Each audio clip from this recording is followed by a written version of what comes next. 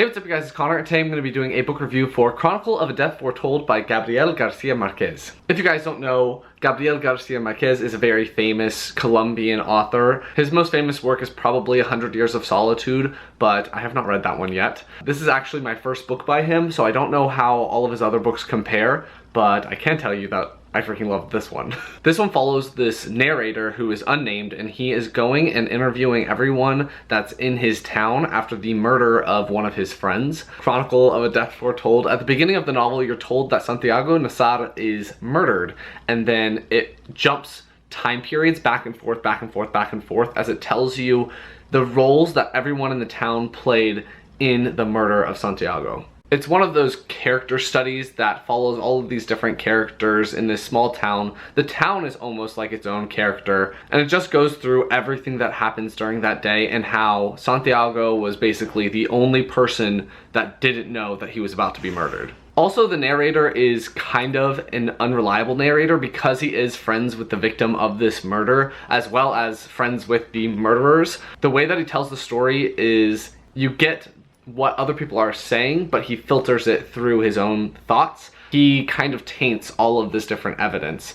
But yes, that's basically the premise of this book. I'm gonna go through a very quick non-spoiler section before we jump into spoilers because it's very, very difficult to talk about this book because it's only like 100 and something pages long without spoiling things. So I'll quickly go through some pros and cons generally, and then we'll go into spoilers. This is also his least magical realism work, so far as I know. I forgot to say that I'm in a class called Law and Literature, and I read this book for that class, so we were looking a little bit more at the law aspect. So this review will have more of a legal frame of reference while looking at it, so you might have a different interpretation of the novel than I did. My first pro for this book is that disjointed style. It jumps from character to character, and I think there's like 80 something separate characters in this, and they all have names, so you get a lot of different perspectives on this one event. When it's all put together, it forms one story, but the way that you get it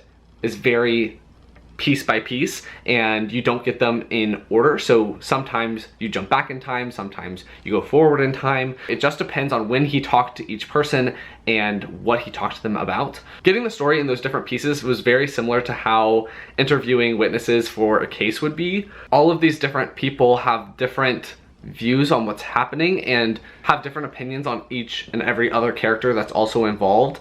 One of the main telling things that everything is disjointed and no one is reliable is the fact that every single character thinks that the weather on that day was a different type of weather than what it was. Some people think that it was storming, some people think that it was raining, some people think that it was beautiful outside. It just goes to show that our memories are super flawed and are subject to be changed as time goes along. So some characters think that other characters are terrible and are more at fault, and other characters think that they're innocent and weren't involved, but it's just interesting, and I really enjoyed that part of this little novella. This novella really focuses in on different societal norms, and one of the things that this novel addresses is how sexist this society is. It's set in a fictional Colombian town, so it isn't real or anything like that, but the different social norms that are in this town are very sexist. The society really promotes this almost toxic masculinity, and it's definitely one where the men are encouraged to do the boys will be boys type of actions, and the women are expected to be pure and chaste and subservient. There's also some racism that goes on in this society, and this novella really addresses those things later on in the novella, but it is there, and it shows that societies can just put a blanket over an entire group of people and assume that they're going to act in one way, when in actuality that's not the case. So the man who is murdered, Santiago, is part Arab, I believe. That may play a contributing factor on why the murder isn't deemed as heinous as it might have been in other places. There's also a lot of mixed race people in this that are also kind of cast out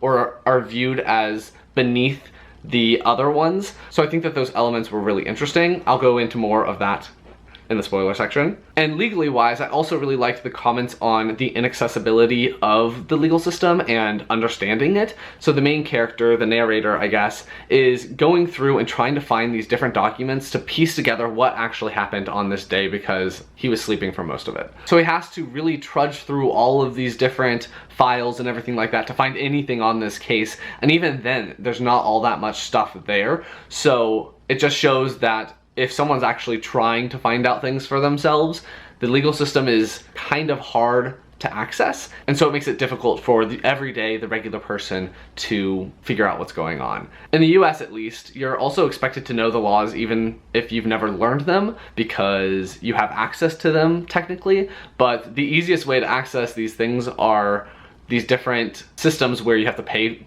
to access them. So it's one of those things that I could see that reflected in our own culture, at least in the United States. There are just a lot of discussion topics that pop up in this book. Those are all going to be discussed in the spoiler section, but I didn't really have any cons in this book. I really enjoyed it. I thought it was really interesting and gripping right from the start. I thought the writing style was really easy to get through and really accessible, and I just thought that the characters were really compelling because they were all so unreliable that you couldn't believe any one of them over another one. So I just really enjoyed reading all of their experiences and trying to piece together what actually happened for myself. This is based on a real murder that happened of the author's friend, so it's just interesting how that is reflected in this novel.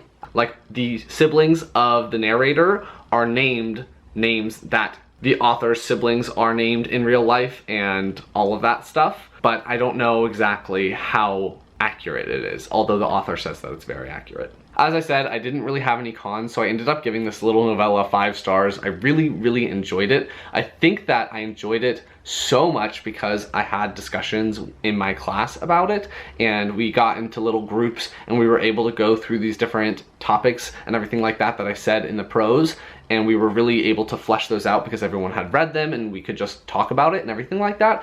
So it might be a contributing factor that I got to discuss it with other people and got to bounce ideas off of them and talk about what we thought happened here or there. My rating might be a little bit skewed on that, but I just really loved this and I ended up giving it 5 stars. So if you haven't read the book, go read it. If you have read it, let's discuss. So I think I talked enough about the disjointed style in my prose because it wasn't really a spoiler on how it was told or anything like that, but I still really enjoyed that. I think one of the things that I enjoyed the most was the aspect that it gave me. I knew that Santiago got murdered because it says it at the very beginning of the novella, but I spent the entire time really hoping that he would get away and that he wouldn't get murdered, which is so weird because you don't actually know if Angela lost her virginity to him or gave it to him or whatever, because we don't actually know what happened. We just know that everyone assumed that Santiago is the one that made Angela not pure. So going back and forth in time between all these different characters, and especially jumping forward into Angela's life and seeing what she was up to then, it just all made it so intense for me, and I was just really into it. It felt like how disjointed hunting would be. Like, you don't know where things are and you're just kind of running around and you get little snapshots here and there. This is like old hunting, not like you sit in a tree and you just wait for something to come along. This is actually going out and running after something, and it was just almost like thrilling. So I really enjoyed that. The first big discussion topic that we talked about in class was how sexist this society was, and I think one of the prime examples is how Angela is treated during the entire novella. Angela is the daughter of a relative of the narrators. Angela also has a lot of sisters who are all married and everything like that, and they're all doing great, but they're described as perfect in the novel because they were raised to suffer, which just is like, oh my gosh, this is terrible. And there are ways in which even the American society is raised the same, where girls should be in the home and doing girly things, and guys are allowed to go and do whatever they want. That's kind of like that in here, but the extreme. I liked how it was portrayed in this because it was portrayed as being bad. Angela never wanted to marry Bayardo, who is the guy who came to town. He is super wealthy. He is part black, I believe, but it's okay because he's so rich, and that just kind of talks about racism. We'll get there. Bayardo, instead of trying to woo Angela and win her favor, well, one, Bayardo just starts off and saying, I'm gonna marry that woman after he wakes up from a nap, and he just picks her out and he's like, I'm gonna have her. He just woos her family into basically selling her to him. Her mom or someone, one of her relatives or something like that, tells her that love can be learned. I can't find exactly where it was, but at some point Angela is talking about killing herself because she's impure and she's expected to be pure and stuff like that. Also, Angela confides in a couple of her friends, I believe, that she is not a virgin and she's considering talking to her mother about it and calling the wedding off and everything like that because Angela doesn't even want to marry this guy. But her friends tell her that all girls mostly lose their virginity before they're married, but they know all these tricks to make the sheets red so that when they wake up, the men, even though they may have suspicions, they will just go along with it. And then because Angela doesn't do that, the man has to protect his own honor and returns her to the household and shames her. And it's just like, this is so toxic and sexist and the worst. And it's one of those things that Bayardo could have just continued with the marriage and everything like that. He didn't need to broadcast that she had sex with anyone else, but he decided that because he's such a man, he has to return her to her family. And it's just like, what is going on here? The women also enforce this strict gender roles dynamic and kind of enforce the women being beneath the men, and the men have to act a certain way and have to be manly and all of that stuff. For instance, when Angela gets sent back to her home, her mother beats the crap out of her for not being pure when she was married and then ships her off to live by herself and be shamed and ostracized from society. And it's just like, Prudencia, who is the fiance of Pablo, tells the narrator that she would never have married Pablo if Pablo had not gone through and murdered Santiago for shaming their family and shaming Angela. Clotilda, who's the one who said that the sisters were raised perfect because they were raised to suffer, she flounders around while all this stuff is happening, and she doesn't just do the easiest thing and walk across the street and tell Santiago that he's about to be murdered. She tells all these other people, all of these men, that she assumes should be the ones that act on this and fix this problem. But I wouldn't say 100% that they fall into that category and just are okay with remaining there. Clotilda, I don't know how to say her name, does make an effort, and she does try to get all these people involved to try to stop this murder. The woman who works in the Nassar's home, the one that really hates him because he's not a good person. Santiago's not good. He was not a completely innocent victim, and I think that that's important to throw out there. He molests the daughter of the woman who works in their house every time he finds her alone. And so the mother of the girl that keeps getting molested by Santiago makes it a point to allow this situation to happen. She kind of sets Santiago up for failure because the daughter then lies to the mother and is the one that gets the mother to lock the door and prevents Santiago from actually escaping. So these people played a role as well. I think that another group of women who don't fall into the completely subservient category is the brothel women. They make their own rules, and the men are allowed to come and, you know, have sex with them or whatever, but when they don't want to, they close the door and they can't come in. And the main brothel woman, I can't remember her name off the top of my head because there are so many characters, she either leaves the door open when she wants the narrator to come to her at night, but she will also lock it if she doesn't want him to come. So I think that there are small little ways that they kind of reclaim their independence, but for the most part, this sexist society really keeps them down and also forces men to be burly men. For instance, I can't remember which character it is, which woman it is. It might be the narrator's mother or it might be Clotilda. One of those describe Bayardo as looking like a fairy and not super attractive. The only thing that's really attractive about him is that he is so rich. Just because he's rich is the reason why this marriage went ahead. It wouldn't have happened otherwise because he is mixed race and he is not your stereotypical masculine man. It's the whole reason why the twins ended up having to murder Santiago, is because their family was shamed and they had to gain back their honor in order to be men of the household and protect their family's honor and everything like that. And it's just all terrible and toxic and ridiculous. Because you can tell throughout the course of this entire novella that the twins don't want to murder Santiago. Santiago was one of their friends. They keep telling everyone that they're gonna murder Santiago so that they will put a stop to it, but no one does. And it's just one of those societies that also is quietly confirming all of these different gender roles and these toxic masculinity attitudes and these sexist practices. They quietly agree with them by not getting involved. All of these people are like, oh, well, someone else will step in, or they just think that it should happen so they don't want to get in the way. One of the characters, the doctor, he schedules so that he will be gone during the murder so he doesn't have to be there and doesn't have to do the autopsy. The priest was easily distracted. He thought about helping but then got distracted and didn't think that it was actually gonna happen. The official in the town, I can't remember what his actual title was, didn't arrest the twins, didn't stop them from killing him. All he did was take away their knives, and then they went and got spare knives, so it didn't really do anything. So all of these different people tried to stop the murder, but then didn't, really. The only one who tried was the other friend who got told, that was running all over the place trying to find Santiago, and ended up going to the narrator's house, and Santiago wasn't there, and everything like that. The worst one, though, for me, was the godfather who tells the friend and not actually Santiago. I'm like, this is so stupid and annoying, but stuff like that can happen. It's all just this big mess of people that don't want to take responsibility and don't want to confront the problem. You also know that the narrator isn't completely believable because he's not a great person either.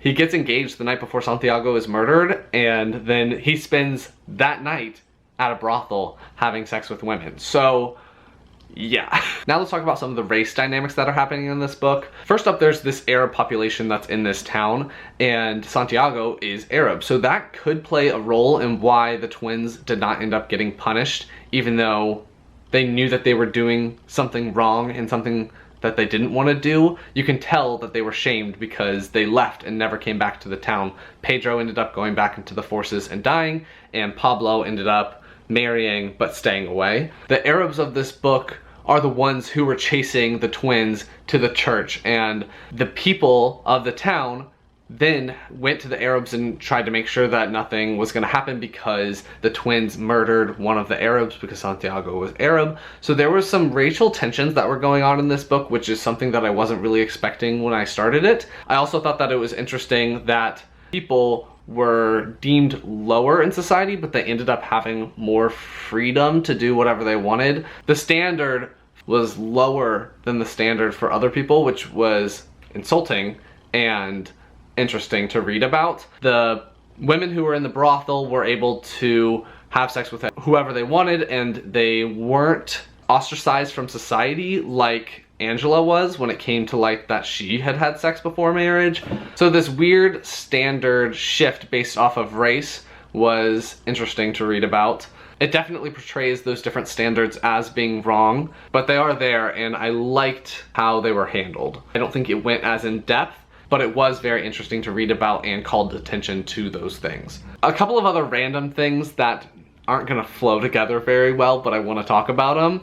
One is that I really thought it was interesting how Clotilda describes the twins as being very childlike in appearance. She views them as children, which terrified her because she believes that children are capable of everything, which I think is interesting because some of the other books that we've read this semester, like we read the Brothers Karamazov, one of the characters in that, Ivan, talks about how children are innocent and should be protected, and they are basically pure cherubs and they haven't done anything wrong, so they shouldn't be punished by dying early or anything like that. But this woman thinks that children do evil things, and I kind of agree with that because children can be extremely mean to each other and awful and can do terrible things. I think that it was a little bit of an exaggeration in here, but I thought that was interesting how he addressed that. The narrator's siblings were always viewed as being truthful, and some other people the narrator accused of not telling the truth. His sister is 100% believed.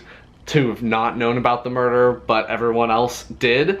And the narrator's brother also didn't know about the murder until last minute, but one person that the narrator didn't think was telling the truth was his mother, because she's the town gossip and should have known, even if she doesn't leave her house very much, because she knows everything that's happening. So I thought that it was interesting how the narrator would say if someone was telling the truth or if they thought that the person was lying. I thought it was interesting how the society viewed Bayardo as the victim, even though he's the one that shamed Angela by taking her back and probably beat her up before she got beaten up by her mother. I don't think that Bayardo was a victim. I think that he randomly chose out some girl after he woke up from a nap, bought her from her family basically, and then was unhappy with how he didn't get to know her beforehand and didn't know that she wasn't a virgin. He's also just kind of cruel. He buys that guy's house, the widower, that doesn't want to sell his house, but he offers such an extreme amount of money that the widower basically can't say no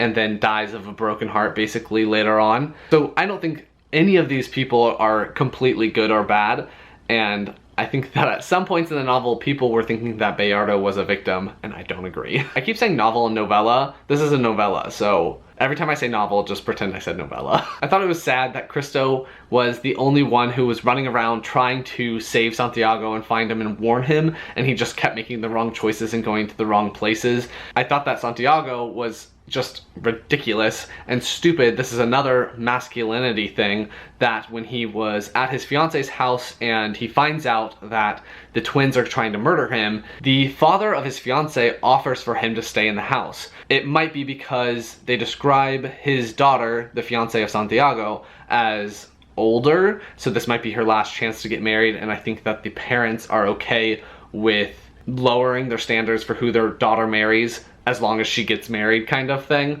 That was kind of weird, but Santiago chose to go out into the street after he already knew that they were trying to murder him, so I didn't really understand why he was being stupid like that. And then I just thought it was devastating that the mother, Placida, is the one that locked the door and prevented Santiago from coming in, and could hear Santiago getting murdered, and just the murder being described and the twins stabbing him a million times because he wasn't bleeding and he wasn't falling down, but because the knife was the one that was keeping him held up. And the last thing that I wanted to talk about was Angela after she got ostracized and sent away. She took up embroidery, which apparently is what ostracized women do. They become very good at sewing and embroidery. She has been rejected from this man who she never wanted to marry anyway, but then she gets into this cycle of having to win her husband, I guess, technically, back, and she writes him letters all the time, and they increasingly get more and more extreme. She just kind of loses it, and it was just really sad because Angela didn't even want to be in that situation anyway, but because she was shamed, she ended up having more independence to do whatever she wanted, but with that independence came this feeling of rejection that she couldn't get over, and the only person that could give her her own, I guess, honor back was Bayardo. And it was interesting that Bayardo had just let himself go. I think he's fat by the time he comes to her house, and then they just kind of meet up, and he hasn't read any of the letters. If I were her, I'd be like, oh, whew, I can throw away those last few. But it was just interesting to read about. This book was very interesting. So those are all the things that I had to talk about. There are a ton more, so if you have anything that you want to say about this novel, let's discuss down in the comments. As I said in my non-spoiler section, I ended up loving this book. I gave it 5 stars. I loved the discussion that I had with my classmates, and I just think that it's one that is quick and easy to get through and is very enjoyable, and I think that should be studied because it is so accessible. So that is my review of Chronicle of a Death Foretold by Gabriel García Márquez. If you like this video, please give it a big thumbs up and comment down below if you've read any of his other novels. Do you recommend any of them to me to read sooner rather than later? I really enjoyed this one, so I would like to continue with him, so if you do have any recommendations, let me know. Anything else you want me to know, leave it down below, and I will talk to you guys next time.